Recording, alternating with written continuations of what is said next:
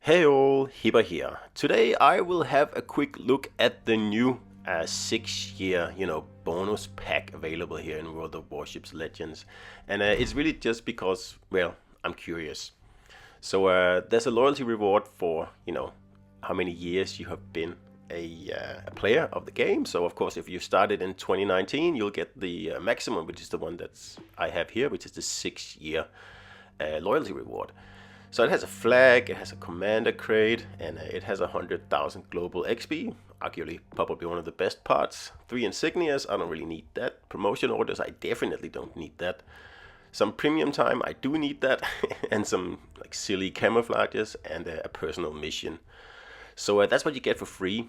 But of course, the main star here is the Tashkent 39, which is, I suppose, an earlier version of the tier 7 Tashkent, so it sits at tier 6 instead.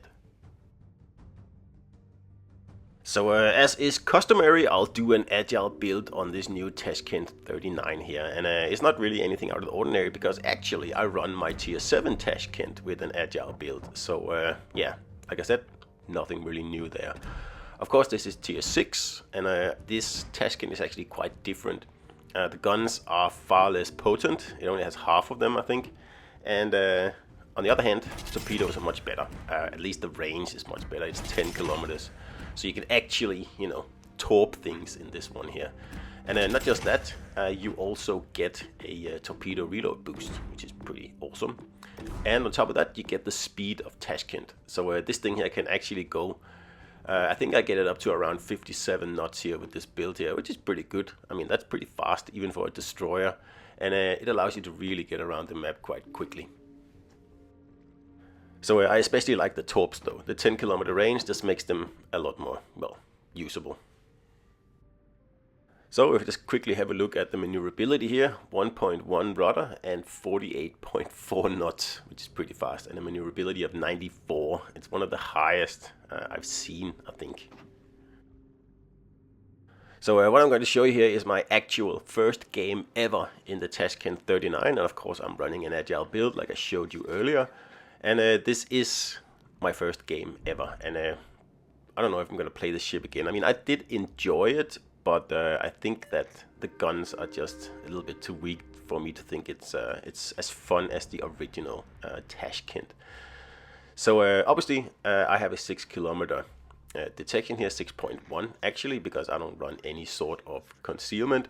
So this is all about agility, right? So that's also why, with puny guns, this ship here loses a bit of its allure as an agile option, simply because you can't really do as much running and gunning as you can in the other, in the actual Tashkent, where you can extend the guns with an agile build to around 13 kilometers, and that means you can set lots of fires all the time, everywhere basically. It's a lot of fun to play, but another thing is that you are taking up a destroyer slot with this ship here and this build, and really this is, a small cruiser. It isn't really a destroyer in the, generally accepted terms.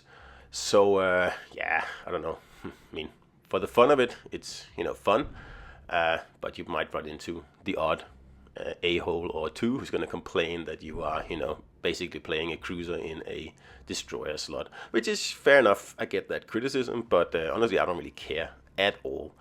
There are a lot of other issues that needs to be handled before someone complaining about a good player playing a ship with a different build, right? We could, for example, start with boiling every single potato in this game here as a starter. Of course, that's not going to happen, so that doesn't really matter. Until that happens, I am going to play every ship that I want with whatever build that I want. So with that being said, you can just watch the battle to the end, or you can just skip ahead and see how it turns out. But I will just say here before I stop narrating is that I have some issues on my controller with the button that actually chooses torpedo spread. So most of the time it seems to be stuck on the wide spread, and I think that's why I'm firing a lot of wide spreads in this game here. I accidentally picked up the wrong one because, well, I haven't played for ages.